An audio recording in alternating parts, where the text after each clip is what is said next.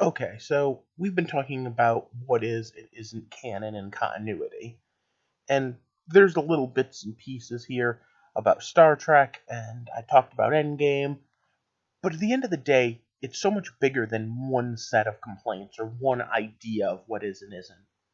So let's get into the nitty gritty here. And welcome back to the heart of the stories we tell. I'm Rob, the host, and this is another look deep into what makes a story, a theory on storytelling by a storyteller who believes that every story has merit. And tonight's episode is. At its heart, continuity. Okay, so we've kind of been through a bit of a wild ride, and this video is over a week late because of a personal problem that I had. But at the end of the day, we have these questions that I've asked repeatedly throughout this three-part series. When is it okay to go with or against continuity? And does continuity in and of itself make for a good story? And to be honest, no one's answered me. I got one thing on Facebook that kind of was an answer, but they asked me not to share it. And I got one thing about the Star Trek stuff, and that's about it. So overall, I'm still at a bit of a loss. But alright, for those of you that don't know what I do here, I examine stories, I take them apart, put them back together, and try to figure out what it is and why we're trying to tell them. Basically, I'm trying to get to the heart of the stories we tell. If you're interested in that, or just hearing me ramble on, click the subscribe button. But alright, there's a certain amount of psychology that says that we like things that follow patterns. That's why we have tropes, because tropes are things that we know what pattern they follow. It's why all stories follow certain patterns, because again, patterns make us feel better. They make us understand how things go. So, there are things that I don't like and things that I do like, but at the end of the day, all of these stories have some value, whether they take place in a continuity or outside of it. And that's actually one of those funny things that the MCU, for instance, takes place in its own continuity, but it's not the same continuity as the Marvel comics that I read as a kid or even read now. And it's definitely not the same continuity as the cartoons. So they create their own, right? And the same thing with a lot of reboots. They're not the exact same continuity. So we can tell stories that don't take place in them.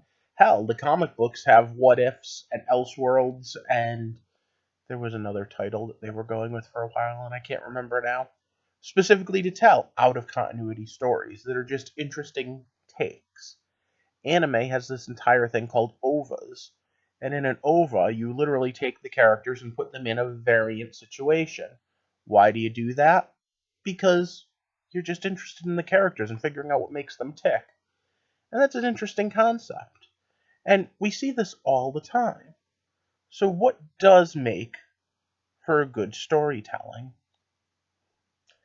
I'm kind of still at a loss here. Kevin Feige has worked out what is basically the longest running ongoing continuity. And yes, there are continuity errors and there are continuity things that they just purposely said, F you, we don't care about.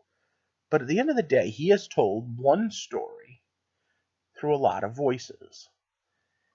And to be honest, it might be the most realistic comic book adaptation because those comic book adaptations that they adapt really are told by multiple different writers.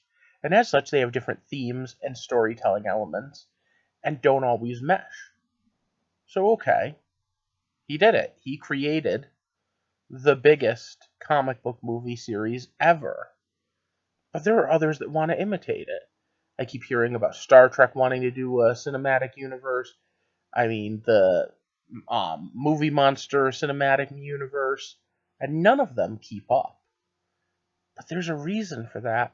This source material that he's pulling from was created to be integrated. Kind of, sort of. Now, at the end of the day, DC does it better on TV shows than they have in the movies.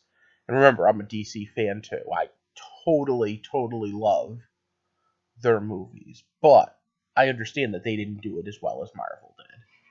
But they tried to go different. And to be perfectly honest, as we're looking at this, there's part of me that wonders, is there some sort of formula, or does it go better to break the formula? I mean, we're looking now at Phoenix, and I have not seen the movie as of the recording of this, although I am due to go see it Wednesday after this goes up. And I don't know. I hear all good things and bad things, and does it work or doesn't it? I don't know. So, as a writer, I'm now stuck with this question. If given the opportunity, if today I was given my dream assignment, go sit down and work on a comic book, what would be better? Follow the continuity or make a good story that breaks the continuity? And as I'm sitting here, I think it depends. And part of it is the willingness of suspension of disbelief. To be honest, I think that if you tell a badass enough story that's so awesome, people will overlook continuity errors, like they do in the MCU. If, on the other hand, your story is lackluster, well, you end up with Star Trek Voyager, where, at the end of the day, you're kind of like, the continuity errors ripped me out of it. I'm still kind of interested in what you guys think, though. I'm still so torn. But for now, I'm going to let this go with the question mark. And if you don't like that it was a question mark or just have something to say, let me know down in the comment section. Heck, leave any questions you have for me about anything or any suggestions about upcoming content. But now's the time of the video I need to do all the things all the YouTubers do.